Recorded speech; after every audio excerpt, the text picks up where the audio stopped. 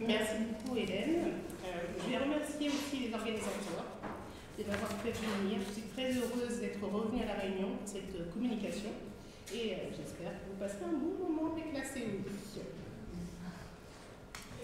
L'action de l'Union européenne dans l'océan Indien, comme on a pu le constater, se matérialise sous de nombreuses formes.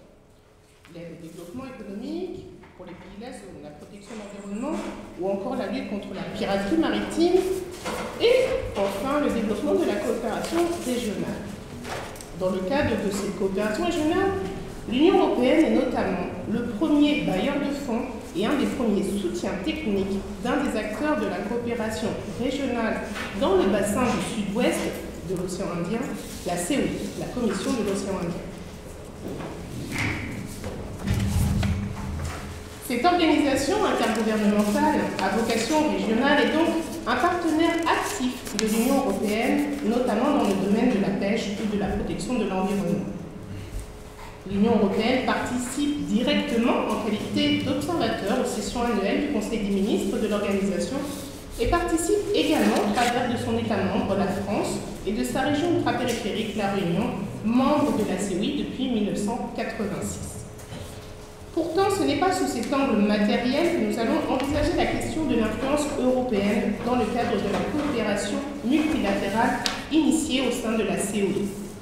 Nous travaillerons ici de façon plus abstraite, en utilisant le modèle institutionnel européen, initialement organisation intergouvernementale à vocation régionale, devenue organisation d'intégration inclassable, organisation comme base de référence pour analyser et comprendre l'évolution institutionnelle d'une autre organisation intergouvernementale à vocation régionale située, elle, dans la zone océan Indien, la COI.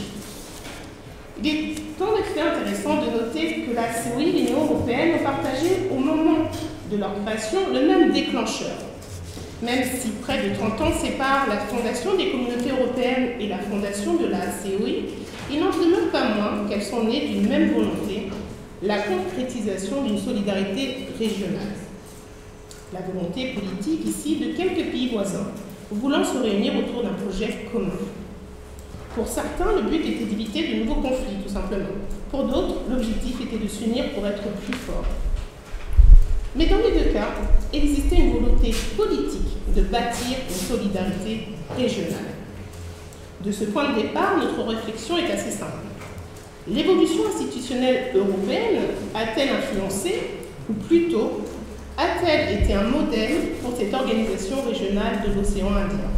Autrement dit, le modèle institutionnel européen s'est-il exporté dans la zone du océan Indien? Il n'est pas nécessaire de revenir en détail sur la déclaration de Robert Schuman du 9 mai 1950 pour reconnaître que le premier traité européen, CECA, la Communauté européenne du charbon et de l'acier, et les communautés européennes qui ont suivi, sont le fruit d'une volonté de créer, selon les termes de Robert Schuman, une solidarité de fait entre États européens, avec pour but d'éviter de nouveaux conflits en Europe occidentale.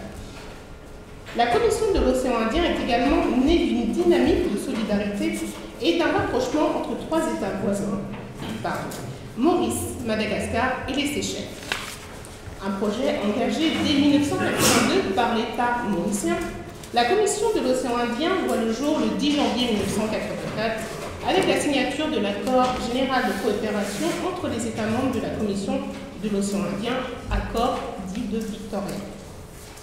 L'acte constitutif de l'organisation rappelle dans son préambule que les États membres sont, et je cite, désireux de renforcer les liens d'amitié qui les unissent et qu'ils sont soucieux d'établir les fondements et le cadre d'une coopération rénovée, fructueuse et durable qui s'inspire de la nécessité toute particulière d'assurer en toute sécurité le développement économique et social à l'intérieur de la région des États du sud-ouest de l'océan Indien.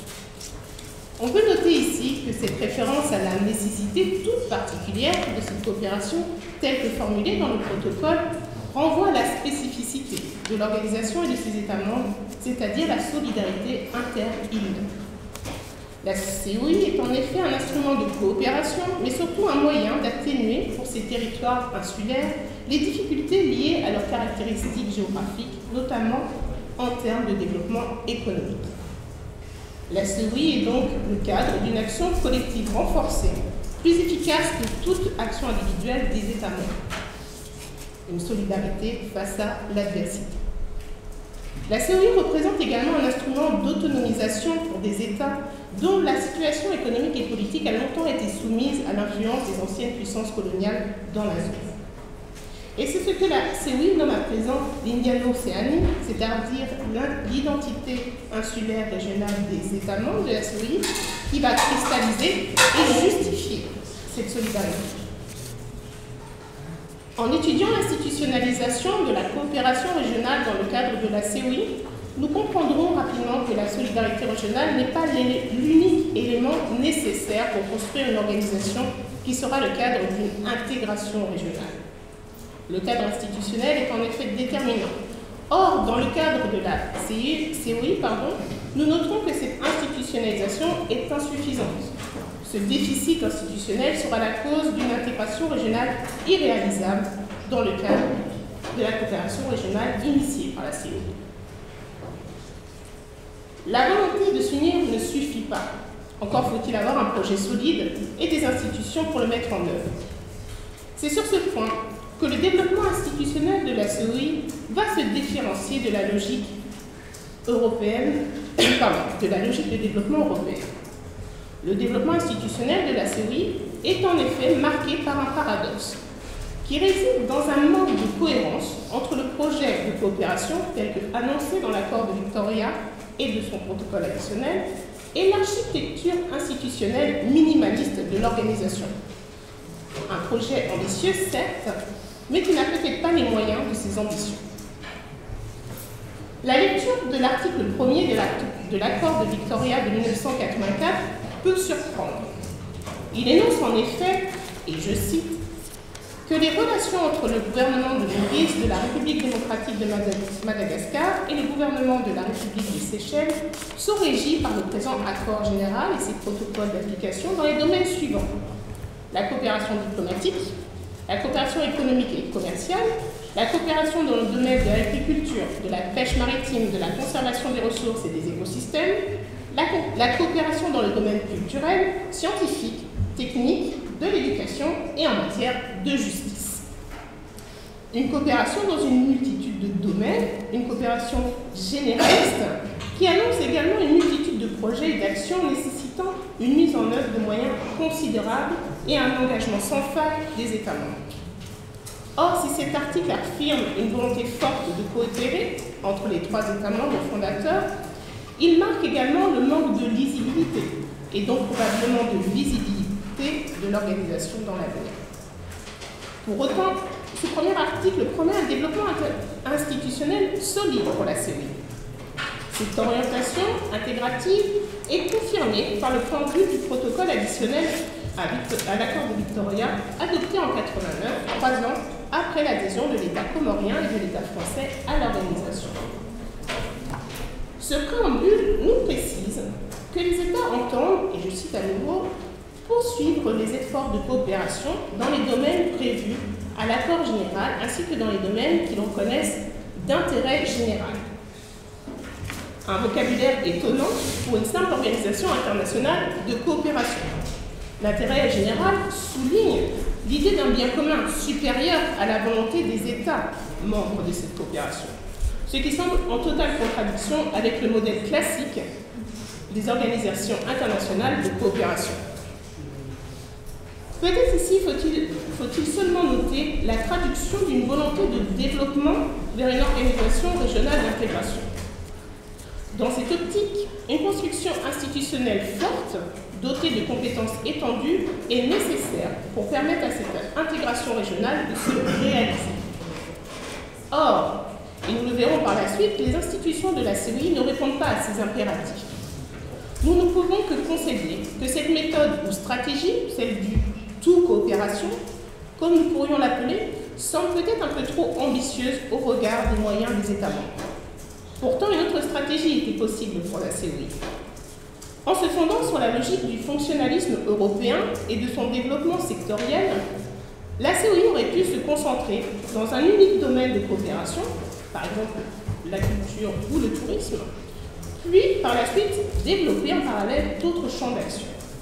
Par exemple, dans le cadre, une fois encore, du traité CECA, les 6 États signataires ont fait le choix de coopérer dans un domaine unique, celui de la production du charbon et de l'acier, en plaçant cette production sous une autorité commune.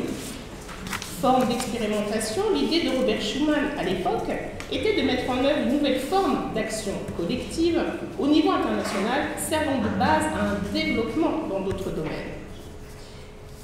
Et je cite Robert Schuman à nouveau, qui nous précise que la mise en commun des productions de charbon et d'acier assurera immédiatement des bases communes de développement économique, première étape de la fédération européenne. Ici, nous avons bien 2 méthodes qui s'opposent, la méthode européenne progressive et la méthode de la CEI généraliste. Ces 2 méthodes sont équivalentes en théorie, mais ont des implications institutionnelles totalement différentes. Or, en l'espèce, l'architecture institutionnelle de la CEI n'est pas à la hauteur de ce projet ambitieux de coopération généraliste. En 1984, avec l'accord de Victoria, la CEI se dote d'un conseil des ministres, alors appelé Commission paritaire multilatérale et interministérielle, qui va définir les grandes orientations de l'organisation. En parallèle, un organisme permanent de liaison, le Comité des officiers permanents de liaison, est nommé par chaque État membre pour l'exécution des actions de coopération et la correspondance avec les autres organismes permanents. Une forme de représentation permanente des États membres auprès de l'organisation. Aussi étonnant que cela puisse paraître, il faudra attendre le protocole additionnel en 1989 pour que l'organisation se dote d'un secrétariat général, pour assurer l'assistance technique et administrative de l'organisation. Parallèlement, une conférence au sommet des chefs d'État et des gouvernements des États membres doit se réunir tous les 4 ans pour faire le bilan des actions entreprises et déterminer les nouveaux champs d'action possibles. À ce jour, donc depuis plus de 35 ans presque, à ce jour seulement 4 réunions ont eu lieu avec une prochaine conférence prévue en 2018. Ce triangle institutionnel de la CEI, donc Conseil des ministres, Comité des OPL et Secrétariat général, est à première vue minimaliste en termes de compétences et de périodicité. Et il peut encore une fois surprendre dans cette dynamique de coopération généraliste avec pour objectif une intégration régionale. En effet, de façon classique, une organisation internationale a une structure intergouvernementale et fonctionnelle. L'aspect intergouvernemental est assuré par des organes délibérants représentant les États membres et l'aspect fonctionnel est assuré par des organes communs chargés d'appliquer les décisions adoptées par les États membres. En ce qui concerne la CEI, les organes délibérants sont le Conseil des ministres et à plus grande échelle la conférence des chefs d'État, puisqu'ils représentent tous les 2 les États membres. Le comité des OPL possède un aspect fonctionnel, même s'il est composé, une fois encore, de représentants d'État. Le secrétariat général, quant à lui, est véritablement le seul organe fonctionnel de l'organisation sans représentation des États membres, mais destiné à assurer, avec le comité des OPL, l'application des décisions prises par les États membres. Il est important de souligner que les organes fonctionnels de ce type d'organisation ont un rôle déterminant à jouer. Ils doivent contribuer, par une activité distincte et autonome des États membres, à la réalisation d'objectifs inscrits dans l'acte constitutif. Ce rôle est déterminant dans toute organisation puisqu'il permet à l'organisation de ne pas être soumise entièrement au bon vouloir des États membres qui ont parfois de grandes difficultés à s'entendre sur un intérêt commun. Il permet ainsi à l'organisation de toujours avancer. Il permet d'équilibrer des institutions où l'intérêt des États est surreprésenté et l'intérêt de l'organisation parfois oublié. En l'espèce, dans le cadre de la CEI, aucun des organes ne peut mener d'action autonome et distincte de celle des États, condamnant l'organisation à être totalement soumise à la volonté politique de ceux-ci. De la même manière, comme le précise l'article 7 de l'accord de Victoria, Les décisions prises au sein de l'organisation se font par commun accord des parties contractantes, bloquant de fait toute action en dehors d'un consensus. Or, en l'absence d'organes pouvant contraindre les États à observer leur engagement dans le cadre de cette coopération régionale, comment s'assurer de la pérennité de celle-ci? Si nous reprenons l'exemple du traité CECA, la communauté était constituée de 4 institutions. L'Assemblée commune, composée des délégués des parlements nationaux, le conseil spécial des ministres, représentant les États, la haute autorité, organe collégial et indépendant dont les actes étaient obligatoires pour les États membres. Et enfin la Cour de justice, dotée de pouvoirs inédits pour l'époque et chargée d'assurer l'application des dispositions conventionnelles. Cette architecture garantit un équilibre institutionnel entre intérêt étatique et intérêt de l'organisation représentée par la haute autorité, obligeant les États à plus de coopération et d'intégration. Une fois encore, 2 modèles institutionnels s'affrontent, le modèle de l'organisation de coopération et le modèle de l'organisation d'intégration. Les organisations de coopération visent à la simple coordination de certaines politiques des États membres, la règle de l'unanimité prévalente pour l'adoption des décisions prises en leur sein. Les États peuvent mettre fin à cette coopération à tout moment. La CEI fait partie de cette catégorie. Les organisations d'intégration, quant à elles, ont pour mission de rapprocher les États qui les composent en reprenant à leur compte certaines de leurs fonctions jusqu'à les fondre en une unité englobante dans le secteur où se développe leur activité, c'est-à-dire dans le domaine de leurs compétences. Et comme le précise le professeur Elsa Bernard, l'intégration conçue à la fois comme une méthode et comme un objectif implique des transferts de compétences plus larges et plus profonds à des institutions communes, certaines de ces compétences ne pouvant plus être librement exercées par les États membres de l'organisation, bien qu'ils conservent leur qualité d'État souverain. Cette définition couvre sans équivoque le développement institutionnel de l'Union européenne. Pourquoi alors la CEI, au-delà de ce déficit institutionnel, n'a-t-elle pas évolué vers une organisation d'intégration régionale? Pourquoi ce cantonnement depuis plus de 30 ans à une organisation de coopération? Si l'intégration régionale a toujours été au fil des développements institutionnels et politiques de l'organisation une orientation envisagée et peut-être pas envisageable, la CEI n'a pas connu les bouleversements institutionnels lui permettant d'asseoir une intégration politique et économique. Plusieurs éléments, internes et externes au fonctionnement de l'organisation, ont rendu cette évolution vers une organisation d'intégration irréalisable. Le premier obstacle réside dans la disparité existante entre les États membres de l'organisation. En effet, une intégration politique et économique nécessite un rapprochement, notamment économique, entre les États membres, au-delà de leur identité indo-océanique. Or, les 5 États membres de la CEI présentent des profils économiques variés. Madagascar et les Comores appartiennent à la catégorie des pays les moins avancés économiquement, alors que les Seychelles appartiennent à la catégorie des pays à revenus intermédiaires et l'île Maurice aux nouveaux pays industrialisés. La France, quant à elle, fait partie des pays les plus développés. Ces différences emportent de nombreuses conséquences dans la recherche d'objectifs communs, économiques communs, à atteindre. Parallèlement, la question du financement de l'organisation constitue un autre obstacle à une intégration régionale. Avant même d'envisager une organisation d'intégration, l'autonomie financière de l'organisation doit être réalisée. Or, à ce jour, l'organisation ne subsisterait pas sans le soutien financier de l'Union européenne dans la mise en œuvre des différents plans d'action.